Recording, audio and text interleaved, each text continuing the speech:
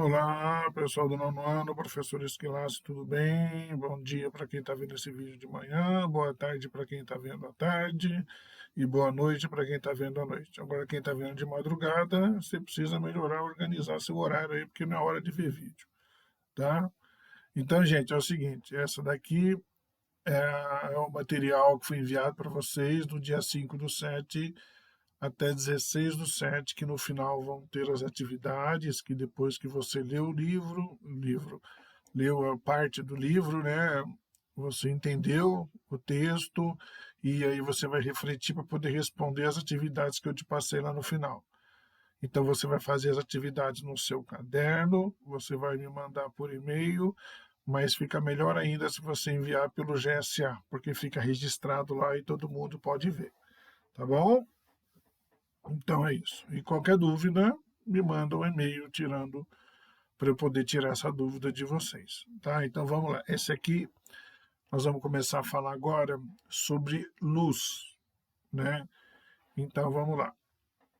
Você já deve ter perguntado por que o céu é azul e por que quando o sol nasce e quando ele se põe, o céu assume uma coloração tão peculiar, né? Fica lá aquele laranja bonito, né? Essa foto aí foi tirada lá no Rio Paraguai, em Corumbá, Mato Grosso do Sul, uma foto de 2017. Então vamos ao texto. Todos os dias, quando o sol nasce e quando ele se põe, é possível observar tons vermelho-alaranjados no céu. Passados alguns minutos do nascer do sol, o céu apresenta sua cor azul característica e no pôr do sol, por causa da diminuição progressiva da luz, ele vai se tornando cada vez mais escuro. Essas mudanças de cores no céu ocorrem devido a um fenômeno óptico chamado dispersão das cores do espectro visível da luz. Então, que outras características ou fenômenos da luz você conhece? Que propriedade da luz influenciam esses fenômenos?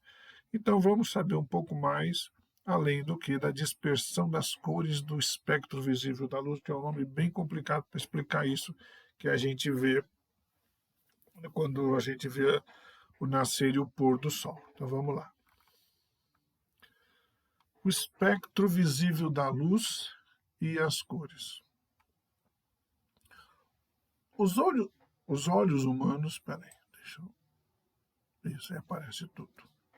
Os olhos humanos apresentam receptores que são estimulados por apenas uma pequena banda do espectro eletromagnético, chamado do espectro visível da luz. Porque as cores do arco-íris, quando a gente vê, você vê as cores visíveis ao olho humano.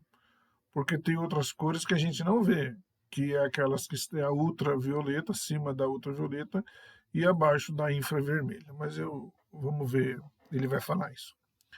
Os olhos humanos, eles conseguem captar comprimentos de onda, que a luz ela vem em forma de ondas, né, para a gente poder visualizá-la, que elas variam de violeta, que é 380 nanômetros, ao vermelho, 750 nanômetros. Portanto, no espectro eletromagnético, a maioria dos comprimentos de onda não estimula os receptores dos olhos humanos e, portanto, é invisível para nós. No entanto, os receptores dos olhos de outros animais, como cachorros e gatos, por exemplo, são estimulados por alguns comprimentos de onda menores do que 380 nanômetros, ou seja, registram mais radiação ultravioleta do que nós. Várias serpentes são capazes de detectar luz infravermelha, isto é, ondas maiores do que 750 nanômetros, o que lhes possibilita enxergar o calor produzido por suas presas e encontrá-las mesmo na escuridão. Então você tem aí duas imagens, né, de uma serpente, né? Então, ó, várias serpentes, como essa aí que é Corallus caninos, que tem 1,80 m de comprimento, elas enxergam a radiação vermelho por meio de órgãos especiais, que são aberturas que estão acima da boca, e localizam suas presas mesmo na escuridão total. Então, à direita, você vê um roedor visto por câmera sensível ao infravermelho. Quanto mais quente é uma área, mais clara aparece na imagem, certo?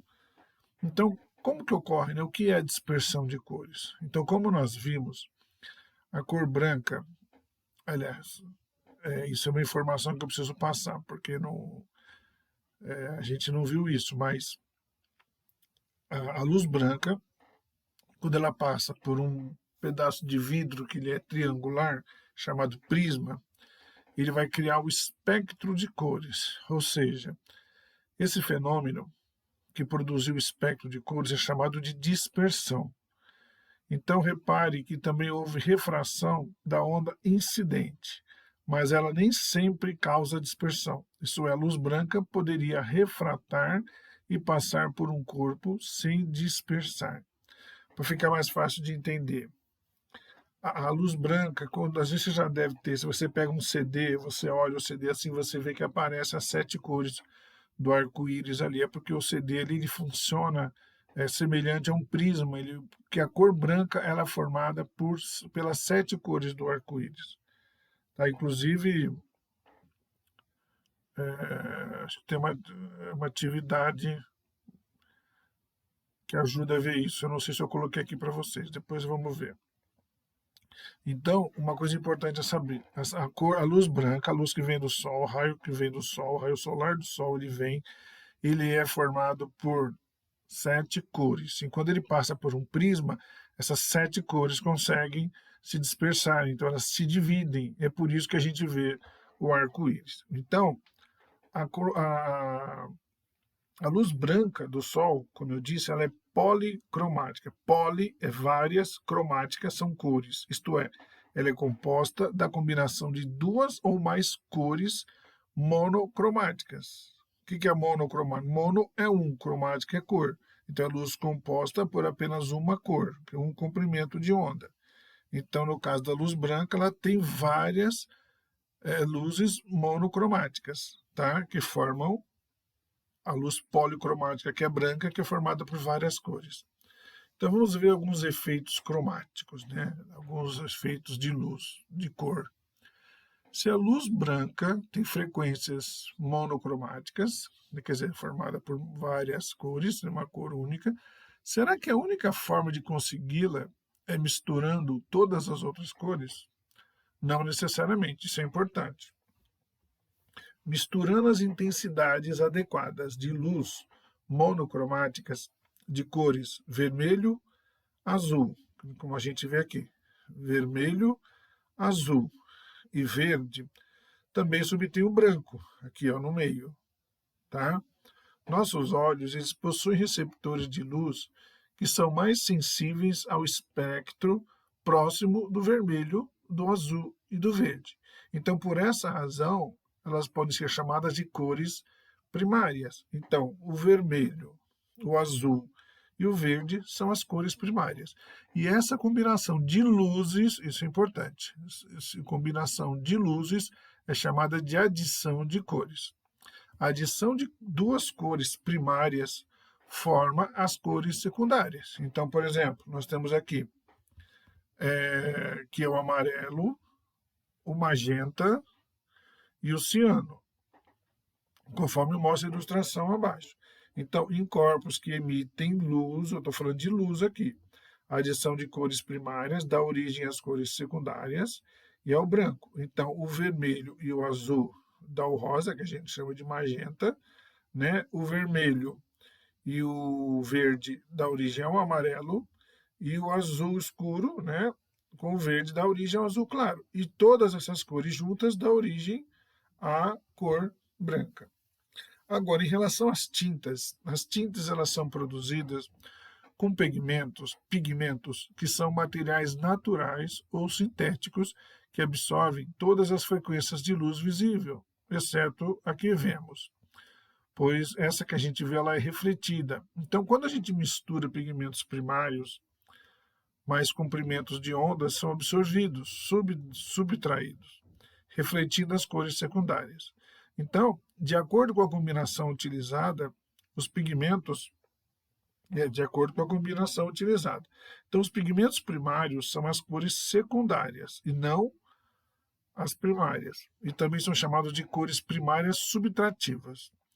Ao misturar as cores primárias subtrativas, ao contrário do que ocorre com as luzes, vai se obter o preto aqui no meio, tá? Quando todas as cores são misturadas, né, são absorvidas e nenhuma, então, é refletida.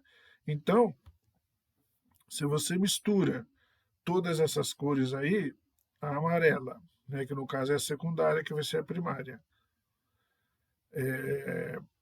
o amarelo com azul claro, com o magenta, você vai ter aí sim o vermelho, o verde e o azul escuro. Ao contrário, você percebeu disso? Só que em vez de no meio ali aparecer a cor branca, vai aparecer a cor preta. Então, o encontro de luzes de cores diferentes tem um efeito diferente do encontro de luzes em termos de luzes, não, em termos de tintas, né? A tinta material, porque luz é energia, né? Então, tem essa diferença que você está vendo aí.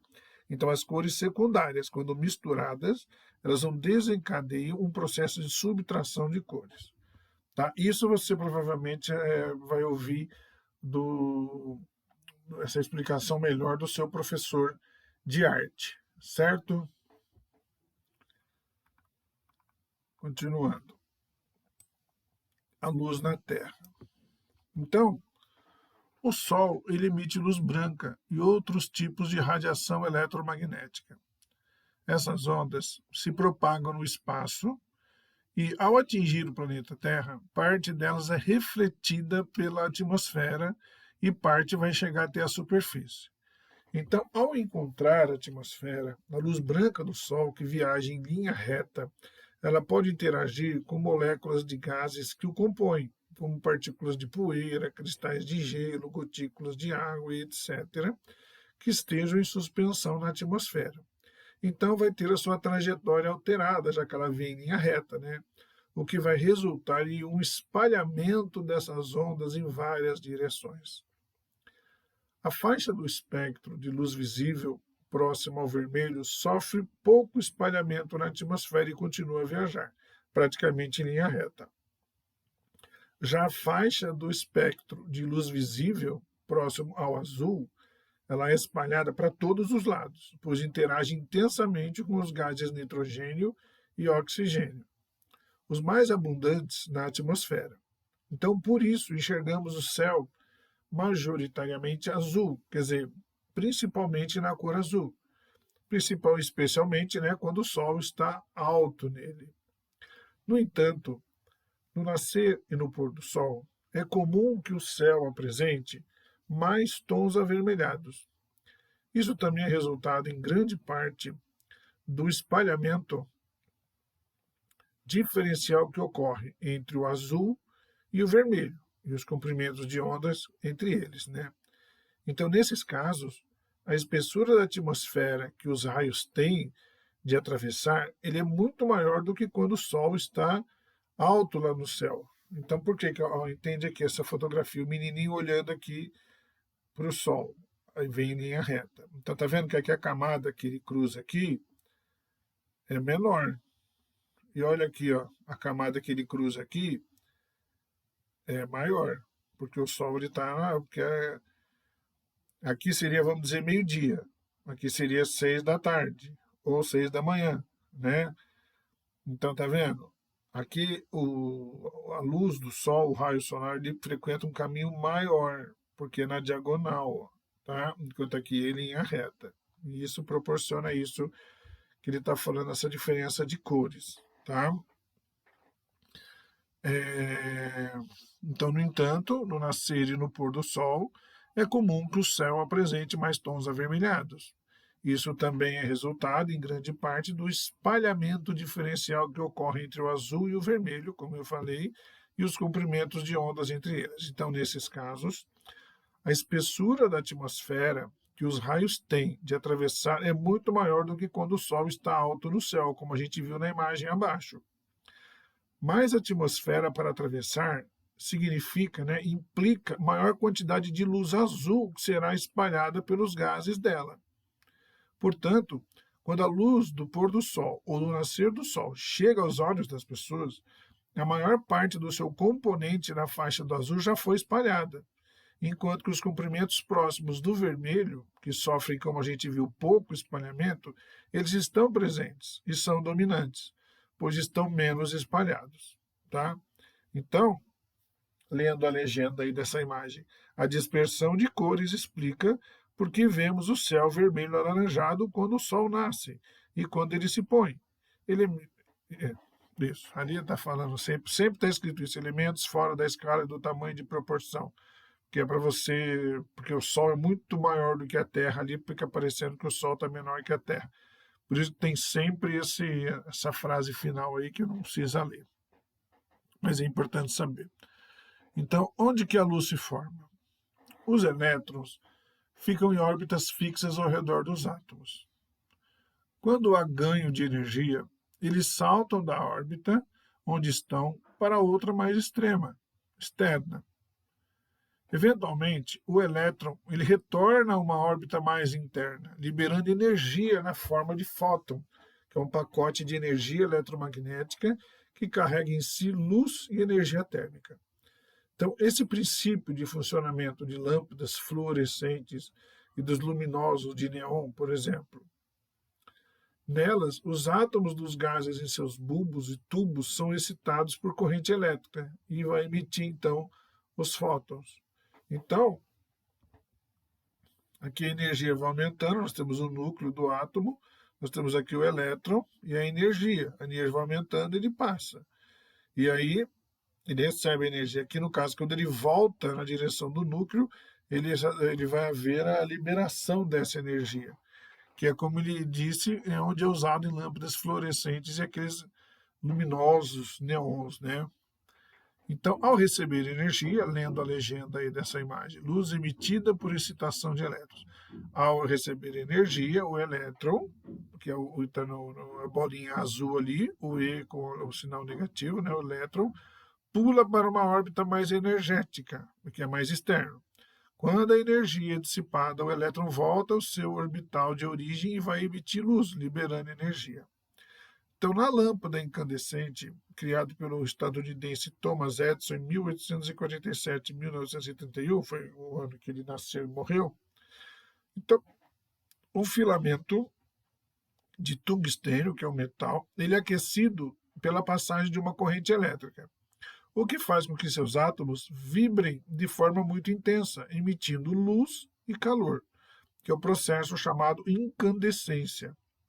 Atualmente, a maioria das lâmpadas está sendo substituída por lâmpada de LED, do inglês Light Emitting Diode, ou diodo emissor de luz, que é mais eficiente e vai gastar menos energia. No entanto, o princípio de geração de luz é o mesmo. A fusão nuclear, que ocorre nas estrelas, libera colossais, quer dizer, quantidades absurdas de fótons, que se propagam no interior das estrelas por milhares de anos, até atingir a superfície delas e ganhar, então, o espaço. Né? Que quando você olha para uma estrela, você está vendo o resultado disso. Né? Então, nós temos aí uma imagem de Thomas Edison, ao lado de uma réplica aumentada da sua primeira lâmpada incandescente funcional, que está na mão dele. Isso foi nos Estados Unidos em 1929, essa foto aí, certo? Então é isso, gente. E aqui vocês têm as atividades para responder no caderno, tira foto, coloca lá no GSA ou manda por e-mail. Tá bom? Então é isso. Eu aguardo as atividades de vocês e aí na próxima semana a gente faz essa correção junto para ver se vocês entenderam. Tá ok? Então é isso, gente. Não esqueçam de dar o like aqui, escreva no comentário o seu nome, ano e turma para eu saber quem é que está assistindo, porque são poucas pessoas que estão assistindo esses vídeos, então eu preciso saber quem são essas pessoas para eu ter um controle. Tá? Então lá embaixo nos comentários você coloca o teu nome completo, o ano e a turma, né? Então é isso. Um abraço para vocês e até a próxima semana.